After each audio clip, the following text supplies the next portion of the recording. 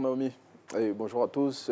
Bienvenue à la revue des Unes qu'on démarre avec la Côte d'Ivoire qui peut éliminer la lèpre d'ici à 2030. Eh bien, ces propos qui figurent à la une de Fratmat de ce jour ont été tenus par Patrick Hachi. C'était hier dimanche à Adzopé à l'occasion de la 70e journée mondiale des malades de la lèpre. Et pour parvenir à ce résultat, eh bien, le confrère indique que le Premier ministre a exhorté le corps médical à ne pas baisser la garde.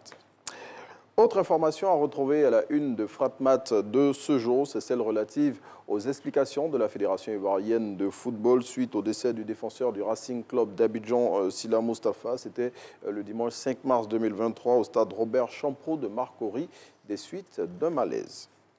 On parle de politique avec l'Expression qui indique à sa une de ce jour que les choix des candidats des partis politiques pour les élections locales à venir ne seront pas du tout aisés. Selon le confrère, cette équation s'annonce difficile car les personnalités pressenties par les instances dirigeantes des formations politiques ne sont pas toujours celles adoubées par leur base. Et puis on referme la revue des Unes de ce jour avec Allopolis qui, à sa une de cette semaine, eh bien, s'intéresse aux violences enregistrées la semaine dernière à l'université Nangui à Bourgois. Selon le confrère, 14 étudiants de l'Association des élèves et étudiants musulmans de Côte d'Ivoire ont été blessés lors de ces événements. Et pointé du doigt dans cette affaire, eh bien, l'hebdomadaire d'enquête livre la réaction de la Fédération estudiantine et scolaire de Côte d'Ivoire. Voilà, c'est ici qu'on s'arrête pour ce numéro de la revue des Unes.